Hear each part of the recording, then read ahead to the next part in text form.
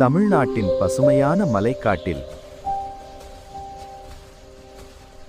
ஒரு தாய் குரங்கும் அவள் குட்டியும் அமைதியாக வாழ்ந்தன. குட்டி குரங்கு மிகவும் சுறுசுறுப்பாக எங்கும் விளையாடியது. ஒரு நாள் கடும் வெயிலில் குட்டிக்கு அதிக தாகம் ஏற்பட்டது.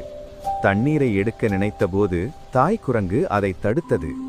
அனுமதி இல்லாமல் எடுக்கக்கூடாது, அல்லாஹ் எல்லாவற்றையும் பார்க்கிறான் என்று தாய் உணர்த்தியது.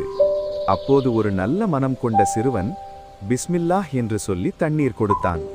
சிறிது நேரத்தில் அல்லாவின் அருளாக மழை பெய்தது.